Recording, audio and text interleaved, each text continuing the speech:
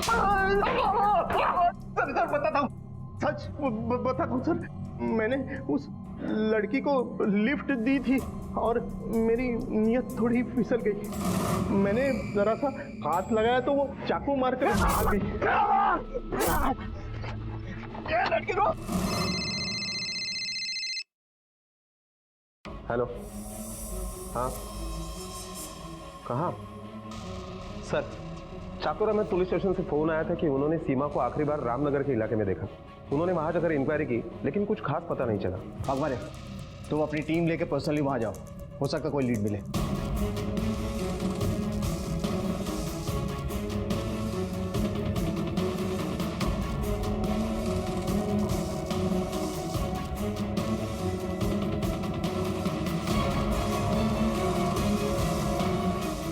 इस लड़की को देखा है कहीं?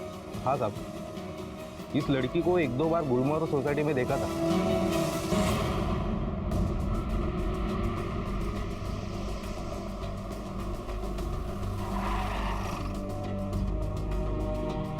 संदेश नहीं कहा।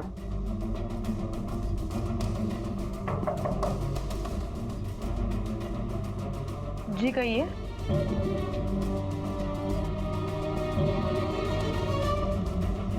इस लड़की को कभी देखा?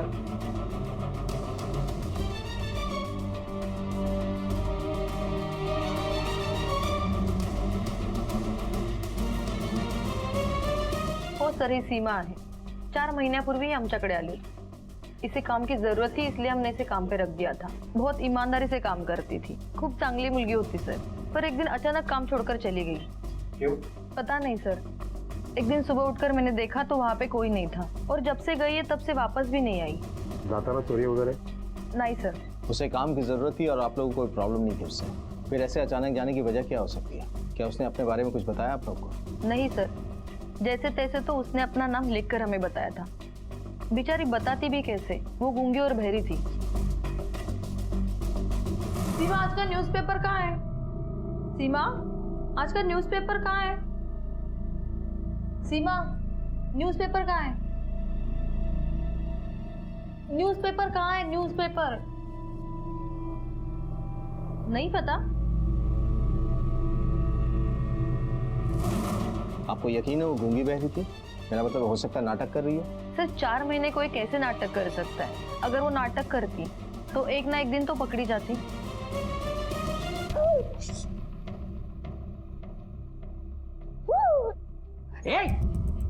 क्या कर रही है? छोड़ इसको, छोड़. ओ ना, क्या क्या कर रही थी? चुप करा रही थी. ऐसे? अगर गिर जाती तो? तेरे को बोला था ना मैंने, हाथ नहीं लगाने का. रोती है तो रोने दे, मेरी बेटी है ना. आएगो ना. ओ गो. क्या देख रहे? जा.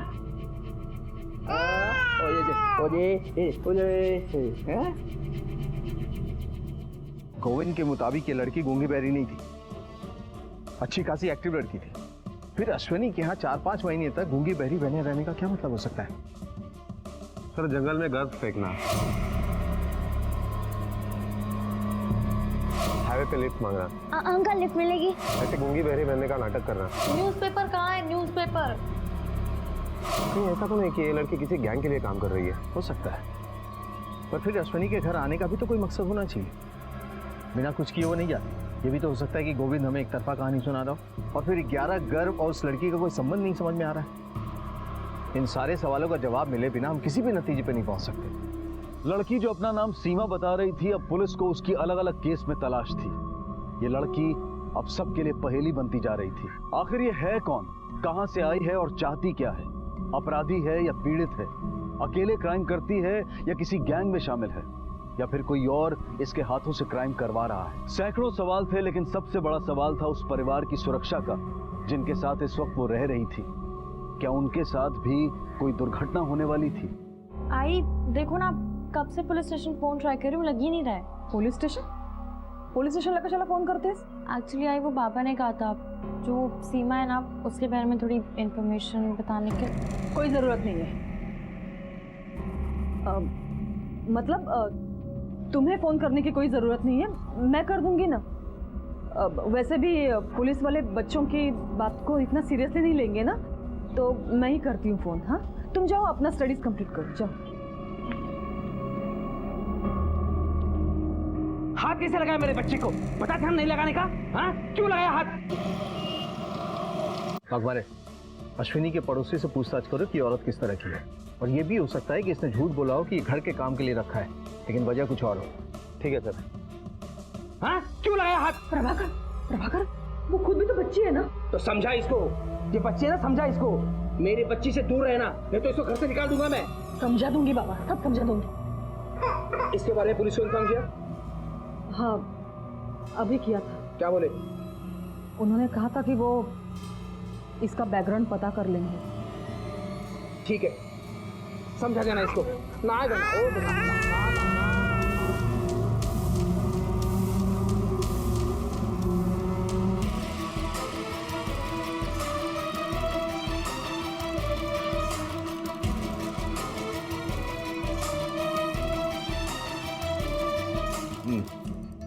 ठीक है सर। अश्विनी के बारे में उसके पड़ोसियों की राय तो बहुत अच्छी है, लेकिन उसके पति के बारे में बहुत खराब है। अकबर, इसे अपने पुलिस स्टेशन बुलाओ, वहीं ये डिटेल में बताएगा कि लोगों की राय इसके बारे में खराब क्यों है।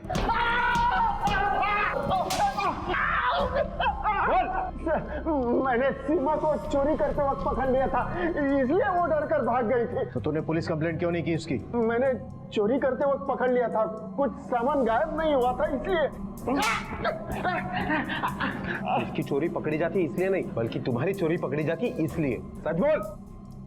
पिछले 3 साल में 7 काम वाली तेरे यहाँ काम करने के लिए आई, लेकिन एक भी नहीं टिकी। हमने सबसे बात की और सबने एक ही वजह बताई वहां से जाने की। तू सच बोल, क्या वजह है वो?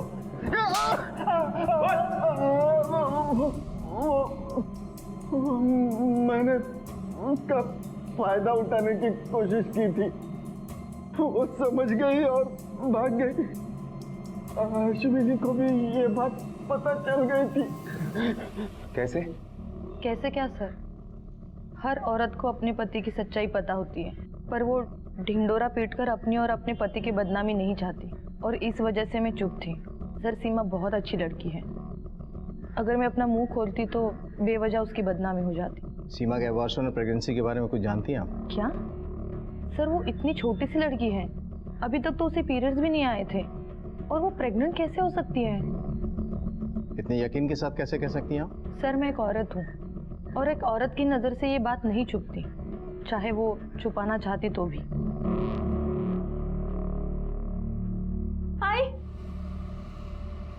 आई जल्दी चल। अगं, आई चलो. काय झालं? आई अगं हो, आई चलो काय ना. झालं?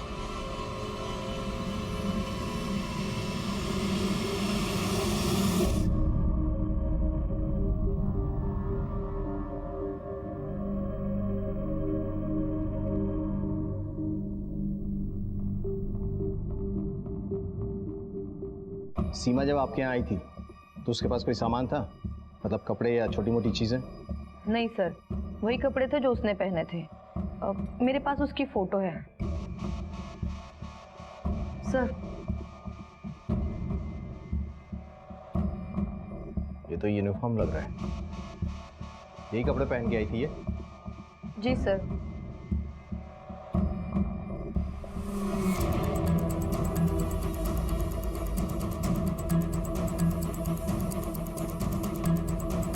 इसको जरा जूम करो। नीटको, सीमा के ये कपड़े कहीं के यूनिफॉर्म लग रहे हैं। जरा नेट पे चेक करो, किसी कपड़े का ब्रांड है या कंपनी का? सर, ये दवाई बनाने वाली कंपनी की यूनिफॉर्म है। तो अकबर है, हमें इस कंपनी में जाना पड़ेगा, क्योंकि इस लड़की का पकड़ा जाना बहुत ज़रूरी है, इससे पहले कि ये कोई और क्राइम करे। हमें ये नहीं पता कि ये विक्टिम है या क्रिमिनल।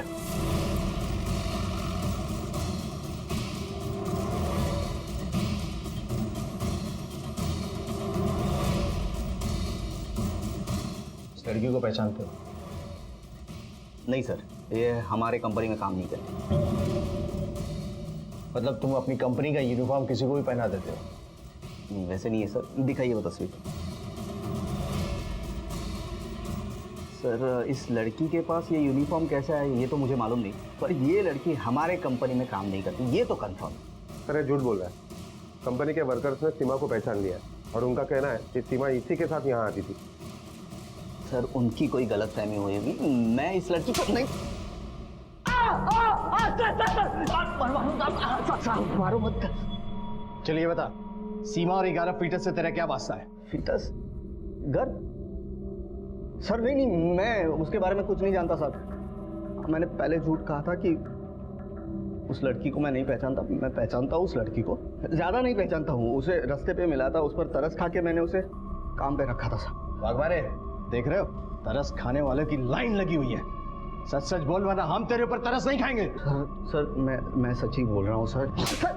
अरे सर मैं जर तू तिला कामावर ठेवलं होतं तर मग फॅक्टरी मधल्या कुठल्याच वर्करने तिला पाहिलं कसं नाही? वो फैक्ट्री में चाइल्ड लेबर अलाउड नहीं है ना, तो मैंने उसको डोमेस्टिक घर काम के लिए रखा हुआ था। चाइल्ड लेबर अलाउड नहीं है मतलब नहीं है, न घर न फैक्ट्री। और तेरे घर में भी किसी ने नहीं देखा। पिछले 3 साल से तेरे यहाँ एक बाई काम कर रही है, उसने भी नहीं। खरं सांगा ती तुला कुठे भेटली होती? हाँ?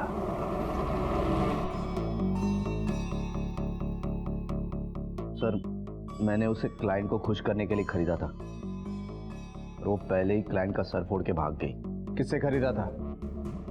उसके बाप से। चल उसका एड्रेस और फोन नंबर दे। सर एड्रेस नहीं है, फोन नंबर है। तू नंबर दे, एड्रेस हम खुद ढूंढ लेंगे।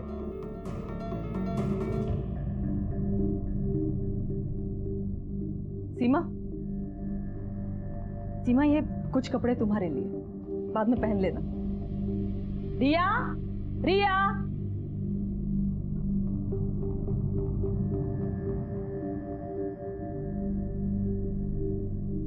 रिया, रिया बेटा, ये तुम्हारे लिए। ओह माय गॉड, आई आपको याद था? यही ड्रेस पसंद आई थी ना तुम्हें उस दिन? हाय, आई तो अरे थैंक यू। चलो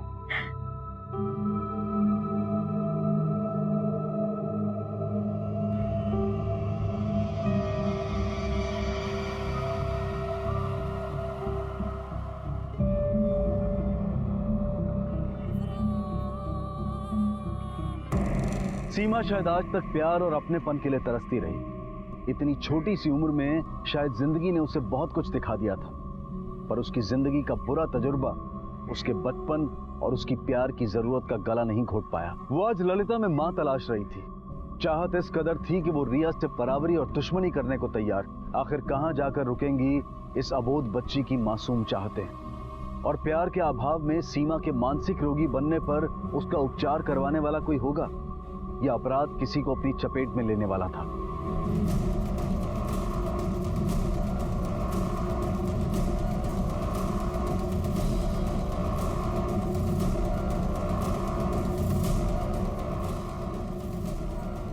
तू ये सीमा का बाप? क्या साहब? बोल। हाँ साहब, क्या हुआ? क्या?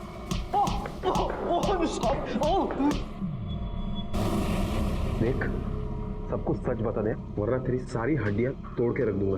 बता। हाँ साहब, सीमा मेरी ही बेटी है, लेकिन मैं उसको किसी को बेचा नहीं साहब। मैं बेचा नहीं उसको। आपको कोई तो भी झूठ बोला है साहब। अगर सीमा को तूने उसे नहीं बेचा तो तेरा मोबाइल नंबर उसके पास कैसे आया? मुझे नहीं पता साहब, वो संदीप साहब के पास मेरा नंबर कैसे चला गया। तुझे कैसे पता कि उसका नाम संदीप है?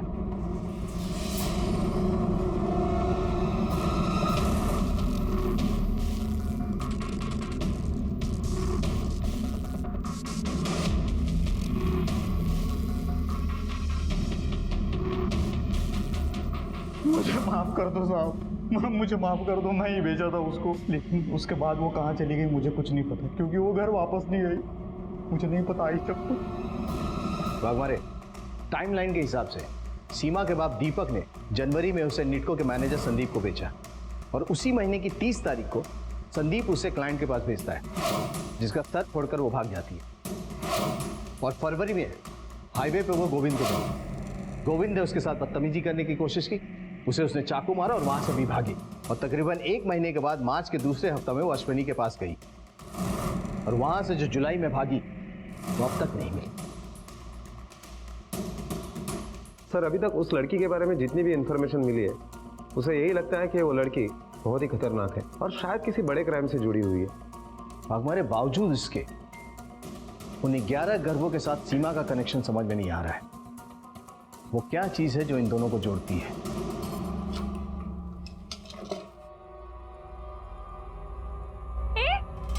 तुमने ड्रेस को हाथ कैसे लगाया?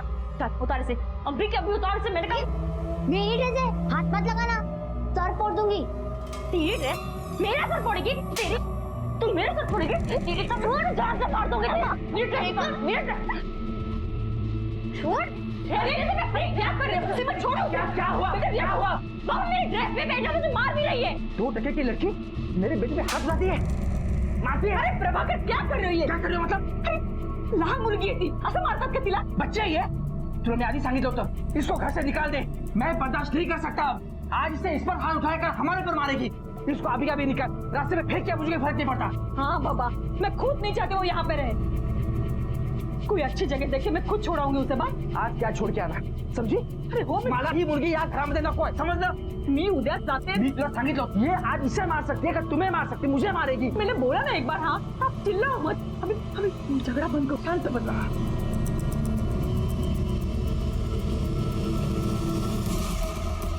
सर, अगर हम पोस्टमार्टम रिपोर्ट और टाइमलाइन को साथ में देखें तो जंगल में मिले हुए 11 गर्भ उस वक्त के हैं जिस वक्त दीपक ने संदीप को उसे बेचा भी नहीं था, और दीपक के घर से वो जंगल करीबन 10 किलोमीटर है। वाघमारे, कहीं ये गैर कानूनी अबॉर्शन का धंधा दीपक तो नहीं कर रहा है और अपनी बेटी सीमा का इस्तेमाल उन्हें ठिकाने लगाने में करता हो?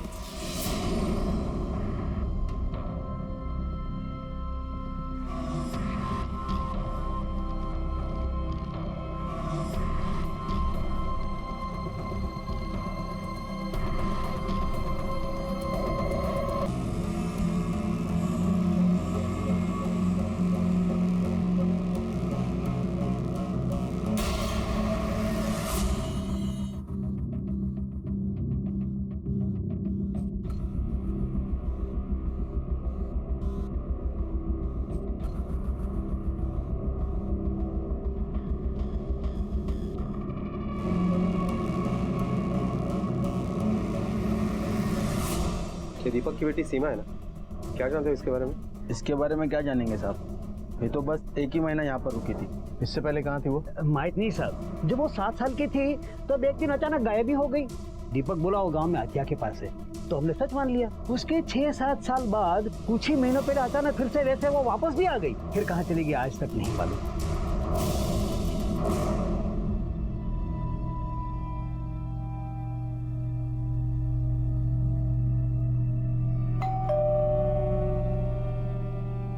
रुको मैं देखती हूँ, जरा इसको देखना।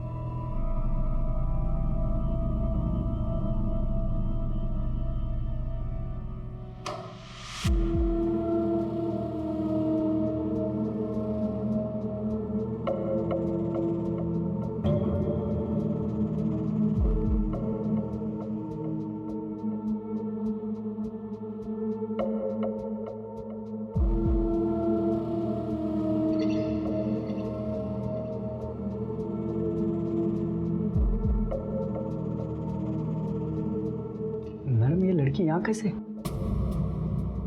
अपने काम से काम रखो। ये लड़की यहाँ पे किसी को बोलने की जरूरत नहीं है। काम से काम रखने के लिए मुझे क्या मिलेगा?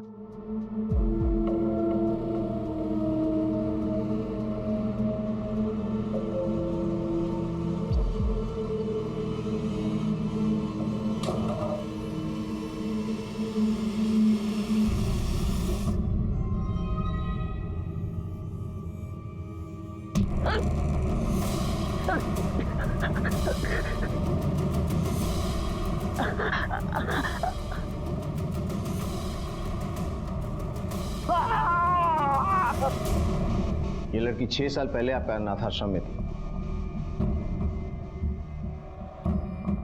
नहीं सर। इसका बाप यहाँ लॉकअप में बंद है। झूठ बोलने का कोई फायदा नहीं। सर अगर आपको यकीन नहीं है तो आप आश्रम के रिकॉर्ड चेक कर सकते हैं। सर आश्रम में इस लड़के को किसी ने भी नहीं पहचाना।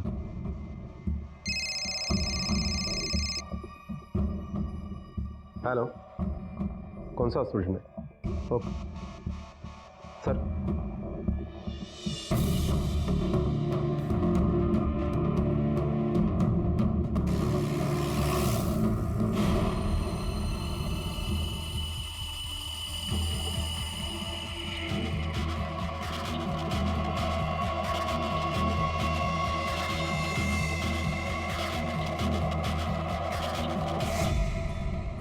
शतानंद शिर्के, हाँ सर। जब तुम्हें यहाँ लाया गया हमारी जेब से ये आइडेंटिटी कार्ड मिला। इसे पहचानते हो? यही थी वो जिसने मेरी बीवी का खून किया है साहब। ये लड़की अजीब है, कुछ भी कर सकती है वो। मेरी बीवी ने तरस खाकर उसे सहारा दिया था, मेरी बीवी का खून कर दिया और मेरी छोटी बेटी को उठा कर ले गए साहब। मैं हाथ जोड़ता हूँ, मेरे बेटी को बचा लो साहब, प्लीज साहब। मुझे इसी बात का डर था कि फिर से कोई क्राइम न करते। सर ये भी हो सकता है कि खून हस्बैंड ने किया होगा और इल्जाम सीमा के ऊपर डाल दिया होगा। हो सकता है। फिलहाल सबसे ज्यादा जरूरी है सीमा उस बच्ची के बारे में पता करना। भगवान एक काम करो, उसकी तस्वीर पूरे एरिया में सर्कुलेट करवा दो। अगर उसी ने ये किया तो बहुत ज्यादा दूर नहीं गई होगी, कहीं ना कहीं से उसकी खबर मिलेगी हमें। Okay sir.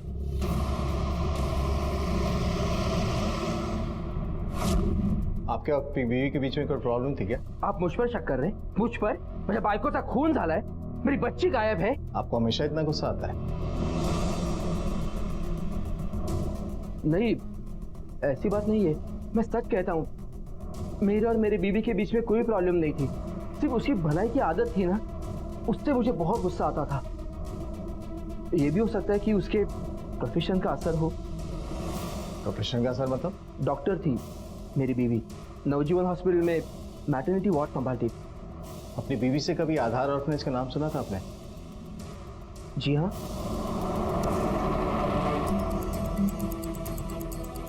सगळ्या लहान मुलांना गाडीत बसवा। पाटील मॅडम, उन लड़कियों को भी ले लो, चला।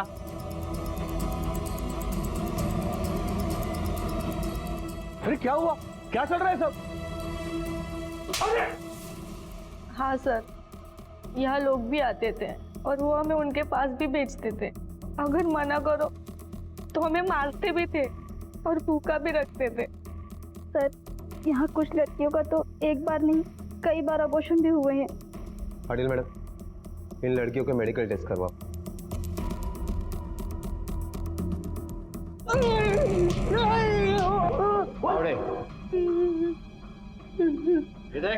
आश्रम की लड़कियों की मेडिकल रिपोर्ट।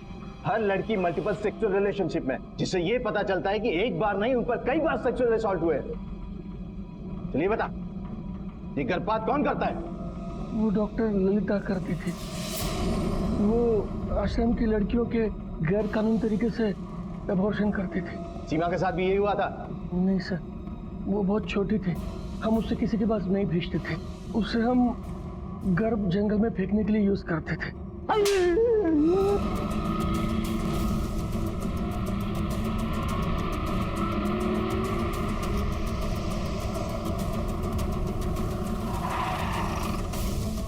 पाटिल मैडम, पकडा तिला। हे रुक।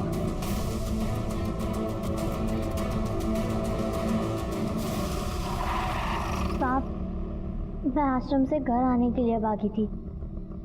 घर आए तो सोचा बाबा मुझे देखकर खुश होंगे, लेकिन उन्होंने मुझे दवाई बनाने वाले के पास भेज दिया। मैं वहां से भी भाग गई। हाईवे पर उस आदमी से बस स्टैंड तक लिफ्ट मांगी। तुम्हारा नाम क्या है बेटा? सीमा। पर मदद के बदले वो जबरदस्ती करने लगा। मैं उसे मारकर भाग गई।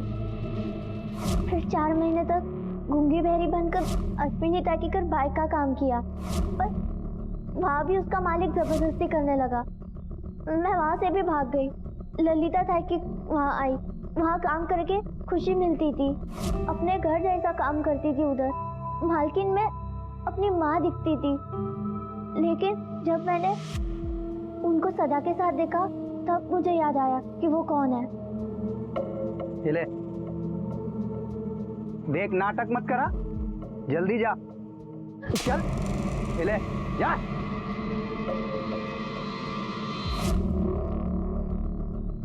मैंने उसे मारा, मुझे इसका जरा भी दुख नहीं है। सीमा, मैं मानती हूँ मुझसे बहुत बड़ी गलती हुई है, मैंने पाप किया है, लेकिन मुझे मारना मत।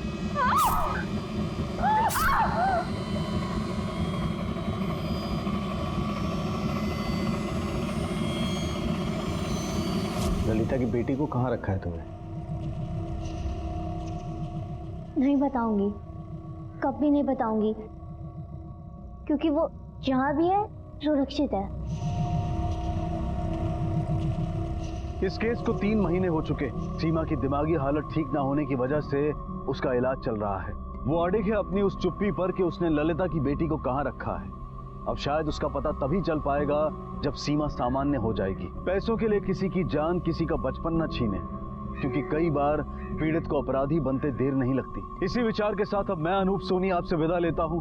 फिर मुलाकात होगी अगले एपिसोड में एक और चौंका देने वाले केस के साथ। तब तक अपना और अपने परिवार का ख्याल रखें और देखते रहें क्राइम पेट्रोल डायल 100। 1 को सीख हम सबको। जय हिंद।